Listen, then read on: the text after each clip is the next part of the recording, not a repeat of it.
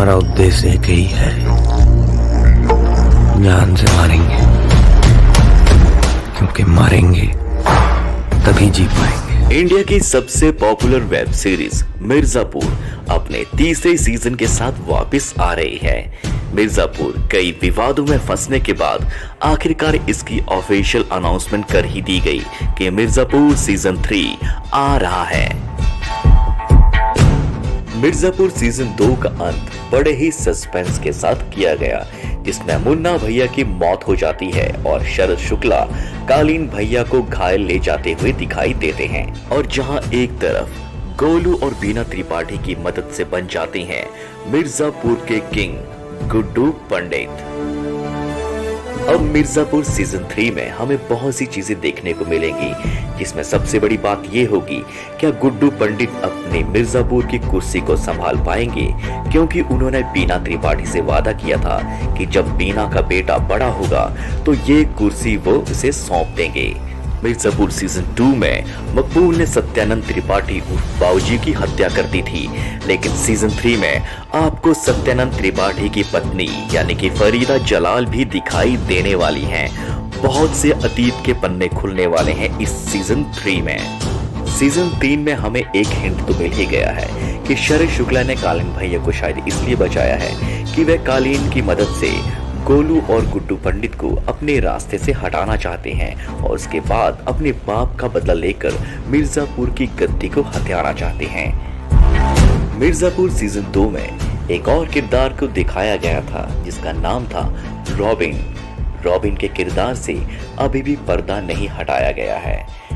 Robin की क्या मंशा होगी, क्यों वह गुड्डू की बहन के नजदीक आता है और बाद में उनके परिवार से घुल मिल जाता है, क्या वह पुलिस का व्यक्ति है, इस बात का पता तो हमें सीजन 3 में ही चलेगा।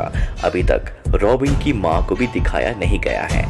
मिर्जापुर सीजन 3 में हमें देखने को मिलेगा कि जो मारे गए वह भरत त्यागी ही थे या शत्रुघ्न त्यागी थे, क्योंकि शत्रुघ्न त्यागी को हमने सीजन 2 में पहले भी बड़े भाई की एक्टिंग करते हुए देखा गया है। माधुरी यादव, अभी माधुरी यादव का रिएक्शन मुन्ना भैया की मौत पर दिखाया नहीं गया है। माधुरी यादव लाएगी सीजन 3 में एक बहुत बड़ा ट्विस्ट। बीना त्रिपाठी सीजन 3 में एक डायनामिक रोल लेकर आएगी, क्योंकि उन्हें सबसे बड़ा खतरा था मुन्ना भैया का अपने बेटे के लिए, और उसे मरवाने के बाद अब वह कालीन भैया का साथ दे सकती है और गुड्डू और गोलू को मरवा भी सकती है, क्योंकि उसे पता है कि अब मिर्जापुर का किंग उसका बेटा ही बनने वाला है। गोलू सीजन 2 में हमें गोलू और गुड्डू का तनाव देखने को मिला, और हो सकता है सीजन 3 में ये तनाव दोनों के बीच में बढ़ जाए और गोलू अपने तरीके से मिर्जापुर को चलाने की बात करें और दोनों अपने अपने रास्ते अलग हो जाएं। अगर हम मिर्जापुर सीजन 3 की बात करें तो हम सिर्फ एक किरदार को मिस कर सकते हैं, और वो है मुन्ना भैया, जिनको सीजन 2 में गोलू और गुड्डू के द्वारा मार दिया गया। लेकिन मिर्जापुर सीजन 3 को लेकर और मुन्ना भैया को लेकर बहुत सारी बातें सोशल प्लेटफॉर्म पे फैलाई जा रही हैं। कहा जा रहा है कि मुन्ना भैया वापस जरूर आएंगे, क्योंकि उनका हार्ट राइट साइड में है। तो फिर ऐसा कहा जा रहा है कि माधुरी यादव यानी कि उनकी पत्नी गर्भवती हो और उनके बेटे के रूप में फिर से मुन्ना भैया की वापसी सीजन 3 में हो।